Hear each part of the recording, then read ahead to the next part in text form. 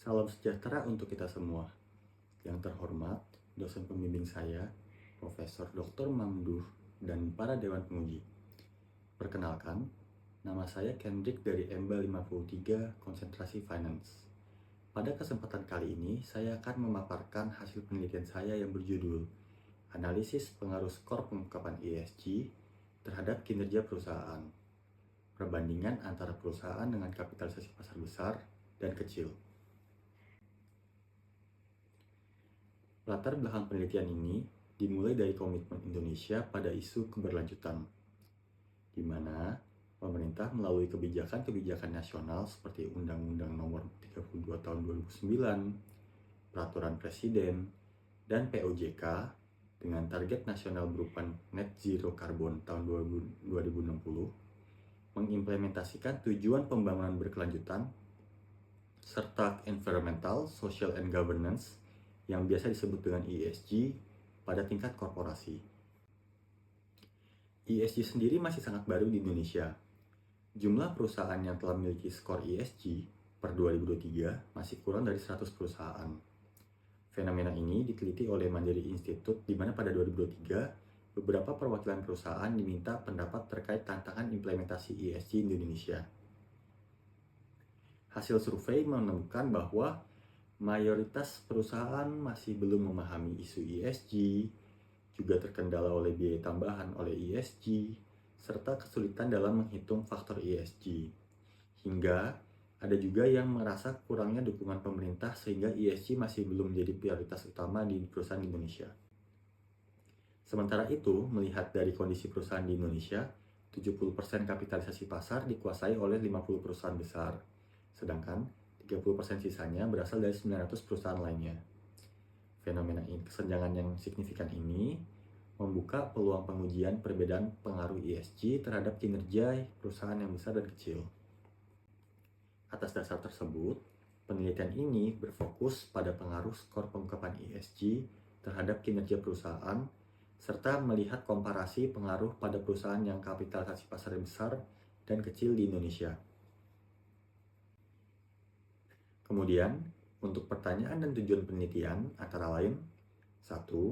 Menganalisis pengaruh skor pengungkapan ESG terhadap kinerja keuangan. Kedua, menganalisis pengaruh skor pengungkapan ESG terhadap kinerja pasar. Dan yang ketiga, menganalisis komparasi kontribusi signifikansi skor pengungkapan ESG dan pengaruhnya terhadap daya saing. Dan ketiga, menganalisis komparasi kontribusi signifikansi skor pengungkapan ESG dan pengaruhnya terhadap daya saing perusahaan dengan kapitalisasi pasar yang besar dan kecil. Hasil penelitian ini diharapkan dapat bermanfaat bagi praktisi dalam mengevaluasi pengaruh ESG, yaitu melihat potensi keuntungan serta keputusan investasinya. Bagi akademisi juga diharapkan penelitian ini dapat menjadi sebuah referensi pengaruh skor pengungkapan ESG terhadap kinerja perusahaan di Indonesia. Sementara, bagi regulator, diharapkan penelitian ini dapat membantu menciptakan keputusan yang lebih baik dan menarik bagi pelaku bisnis untuk mengadopsi kerangka ESG.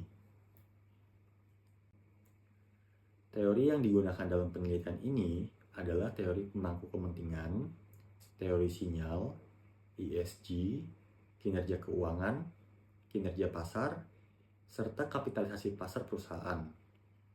Teori pemangku kepentingan digunakan atas dasar ketika sebuah perusahaan mengimplementasikan ESG dalam perusahaannya, ESG memberikan kerangka untuk mengembangkan perusahaannya, sehingga dapat meningkatkan manfaat yang diberikan kepada pemangku kepentingan.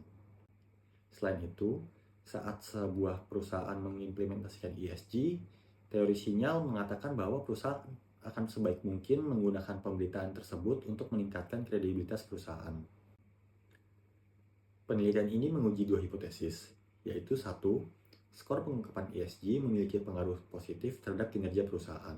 Dan yang kedua, skor pengungkapan ESG memiliki pengaruh yang lebih signifikan terhadap kinerja perusahaan dengan kapitalisasi pasar yang besar dibandingkan dengan perusahaan dengan kapitalisasi pasar yang lebih kecil.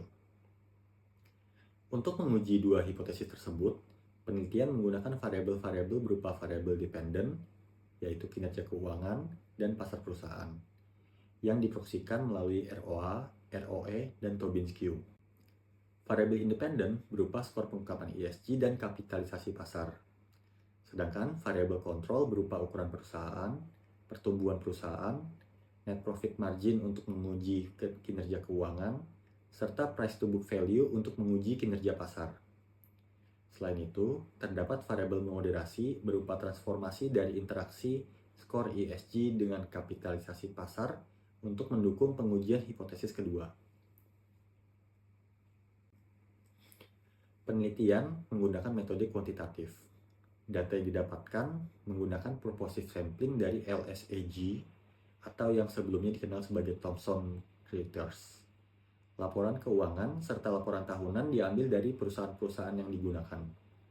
Sampel kemudian diolah menggunakan software analisis data Stata17 untuk melakukan regresi data panel.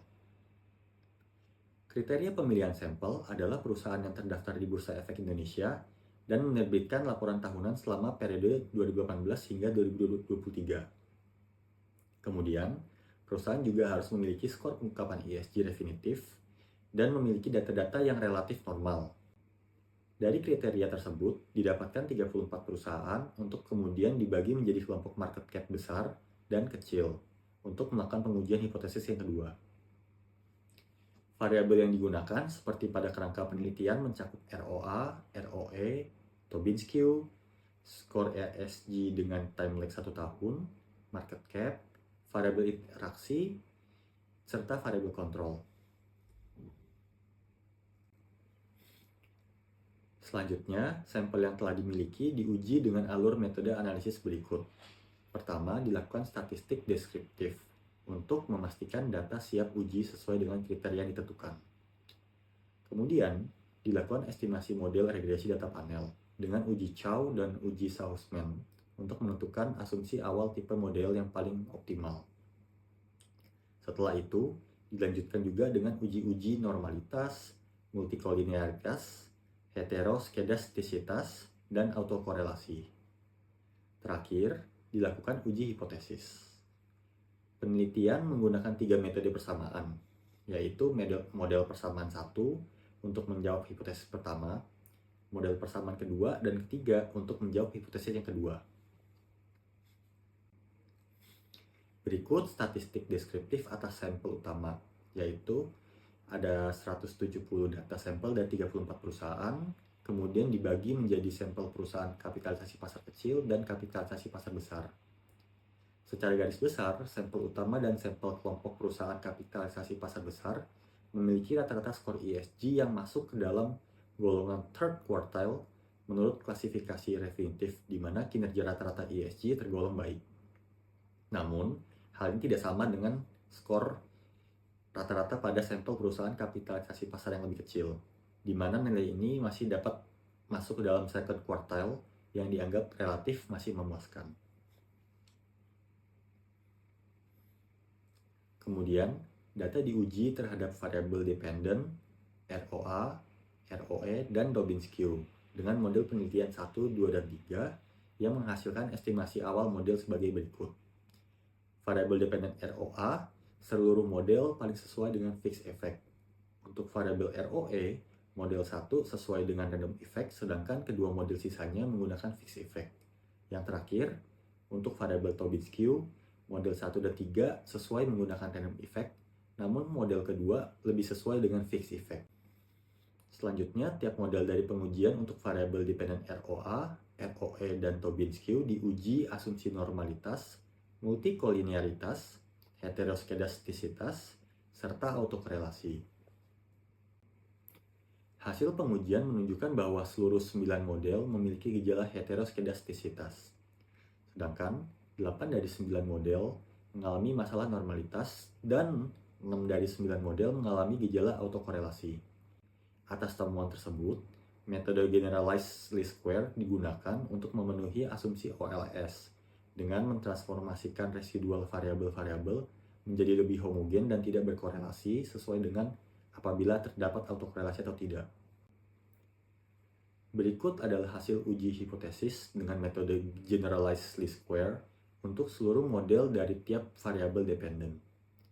Secara keseluruhan, Setiap pengujian menemukan bahwa variabel-variabel yang diuji signifikan dalam probabilitas setidaknya di bawah 0,01. Kecuali interaksi skor pengungkapan ESG dengan dummy market cap terhadap variabel dependent Tobinsky yang menyatakan tidak signifikan.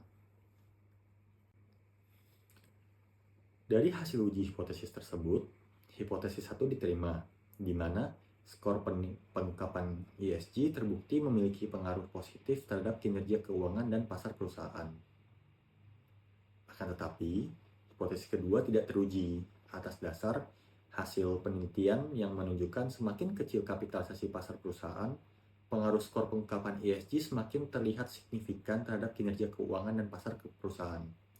Terlebih lagi, kelompok dengan kapitalisasi pasar yang lebih kecil terbukti memiliki dampak yang lebih signifikan pada kinerja keuangan, namun tidak dengan kinerja pasar. Kesimpulan dari penelitian ini adalah bahwa skor pengungkapan ESG secara konsisten signifikan di seluruh model dalam hubungan positif terhadap ROA, ROE, dan Tobinsky. Model yang kedua menjelaskan bahwa perusahaan dengan kapitalisasi pasar kecil mendapat pengaruh positif yang lebih tinggi dibandingkan perusahaan besar. Model ketiga menjelaskan bahwa perusahaan dalam kelompok kapitalisasi pasar kecil di penelitian ini mendapat pengaruh positif yang lebih tinggi dibandingkan pada perusahaan besar, kecuali pada variabel Tobinsky yang dianggap sama saja. Namun, tidak dapat dipungkiri bahwa dalam penelitian ini masih memiliki keterbatasan seperti pada pengumpulan skor pengungkapan ESG dan ketersediaan data sekunder pada tahun sebelum 2019. Saran untuk penelitian selanjutnya dapat menggunakan jumlah sampel yang lebih variatif dan lebih besar, atau juga menggunakan fokus pada industri spesifik, menggunakan metode penelitian yang berbeda, eksplorasi variabel kontrol, penggunaan metode kualitatif, dan analisis yang lebih jangka panjang. Sekian pemaparan saya. Terima kasih atas atensi Bapak dan Ibu. Semoga bermanfaat.